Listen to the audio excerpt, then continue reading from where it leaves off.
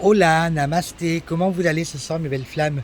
Alors ce soir on se retrouve après quelques petits jours d'absence. Alors je vais expliquer pourquoi, parce que entre les guidances générales sur les parcours flammes jumelles, entre les commentaires de ma chaîne avec plus de 380 abonnés, les commentaires sur la page de Cathy et moi, les soins énergétiques qui explosent au niveau des abonnements avec plus de 410 abonnements à l'heure d'aujourd'hui. Donc voilà, donc le phénomène prend beaucoup d'ampleur et du coup forcément ça devient parfois assez compliqué pour gérer tout en même temps. Mais ce soir, on se trouve pour une vidéo parce que je suis encore poussé une fois de plus à le faire et je vous le rappelle que je suis poussé par les guides. Et du coup, il va falloir justement continuer à apporter notre soutien et des réponses à vos questions sur vos doutes. Alors ce soir, je vais faire une vidéo qui va parler encore une fois sur les 5 blessures de l'âme, puis c'est quelque chose de très important dans le parcours flamme jumelle, que j'ai intitulé Réaction, guérison, pratique, conseils et solutions. Alors vous allez voir que dans cette vidéo-là que je vais faire ce soir, vous allez avoir encore des clés. Ok, ça va pas être une redite de la vidéo précédente, ça va être vraiment des clés et des compréhensions pour pouvoir avancer sur votre parcours. Donc pour démarrer, les 5 blessures de l'âme, ok, vont engendrer ce qu'on appelle des réactions. Donc, on a une première réaction qui s'appelle la victime éternelle. La personne qui est blessée a toujours tendance à se mettre dans des situations semblables à celles qu'elle a déjà vécues. Elle réanime aussi éternellement ses blessures et elle réanime et elle utilise et elle remet en place à chaque fois les situations vécues. On appelle ça des schémas répétitifs. Elle s'installe durablement dans sa posture de victimisation. Deuxième réaction qu'on met en place, ça va être la blessure qui va être refoulée. Donc elle va être non reconnue. La blessure est refoulée dans l'inconscient. Elle force à reproduire les blessures sur les autres. Okay. De victime, elle va du coup passer à bourreau, celle qui va trahir, celle qui va rejeter, celle qui va abandonner, celle qui va humilier et ou alors faire subir une injustice à quelqu'un. Donc en fait, elle va projeter sur l'autre sa blessure. Ça, c'est important de le comprendre. Ensuite, la troisième réaction qu'on peut mettre en place, c'est la blessure sublimée.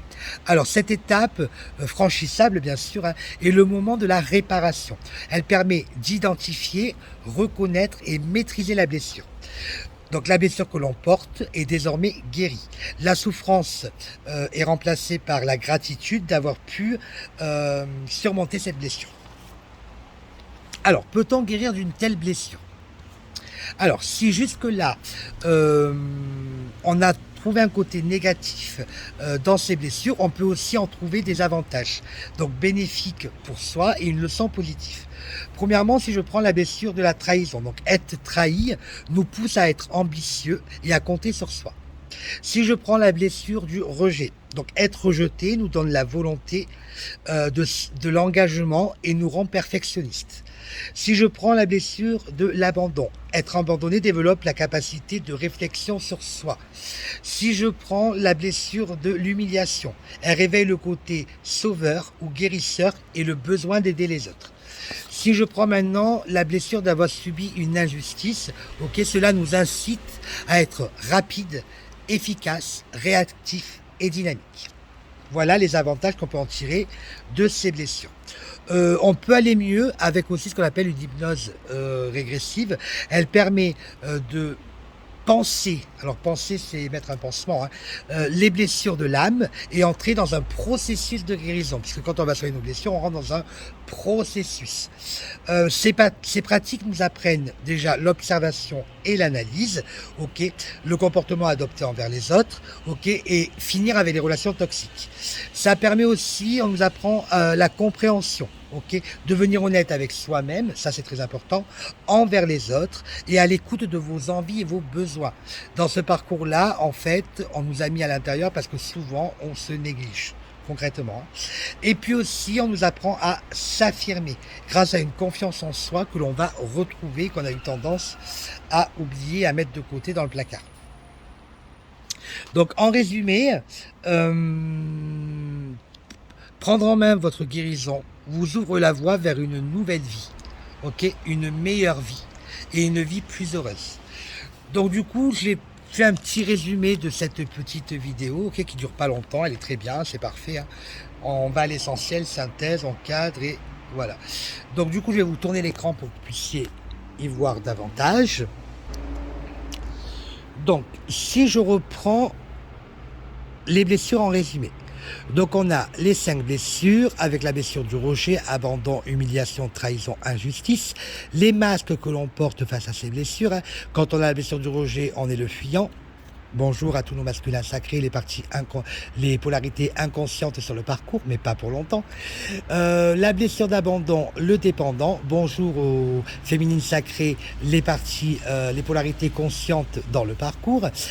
Pour l'humiliation, on a le masochiste. La trahison, on a le masque du contrôlant, et ça, les féminines sacrées savent de quoi je parle. Et pour l'injustice, on a le côté rigide. Donc ça, ce sont les masques que l'on porte face aux blessures que l'on a.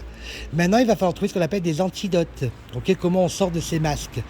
Tout simplement, pour le rejet qui engendre le masque du fuyant, il va falloir affronter les situations. Pour la blessure de l'abandon qui engendre le dépendant, il va falloir rentrer dans l'autonomie. Pour la blessure de l'humiliation qui engendre le masque du masochiste, c'est travailler sur l'estime de soi, la confiance en soi, reprendre confiance en soi. Hein. Pour la blessure de trahison, on engendre le masque du contrôlant, donc forcément on vous demande de lâcher prise, et ça c'est un mot sur lequel je vais insister encore et je parle beaucoup pour les féminines sacrées. Et pour la blessure de l'injustice qui engendre le masque du rigide, il va falloir être beaucoup plus flexible, travailler sur votre flexibilité.